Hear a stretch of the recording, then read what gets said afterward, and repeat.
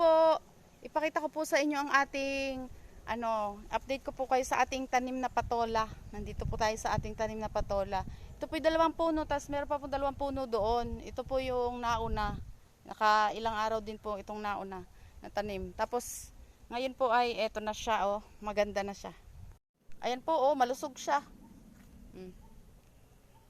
Nabulaklak na po. Ito po yung pagbubulaklakan niya. Ayan po, oh. Ayan po, oh. Ayan. Ito. Ayan po yung mga bulaklak niya. Siya po yung malago na, oh. Papunta po doon sa mangga. Ayan. Ayan po, oh.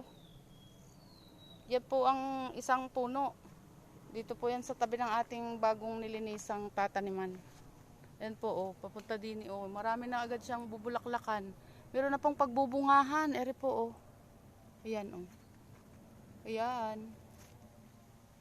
May mga bula-bulaklak po. Tapos din po, papakita ko sa inyo yung isa din eh. 2 po yung puno. Yun po ang isa. Din naman po ang isa sa tabi ng ating okrahan. Ere po ang ating mga tanim na okra. Nandini po sa may tabi ng puno din ng mangga. Manggang malaki eh. Ere naman po ang ating isang okrahan din eh. Tapos po ay ang ating patola. Ayan po ang patola, oh. O ayan, kumakabit na po diyan sa ating punong mangga. Sa mga sanga ng mangga. Ito po, oh. Ayan. Ayan po ang ating patola. O ayan po, oh. Ang pagbubungahan ng ating patola. Oh.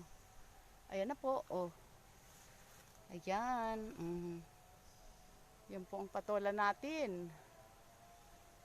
2 puno pa lang po yan. Yung isa pong punong nandun sa kabila. Ayan po, oh.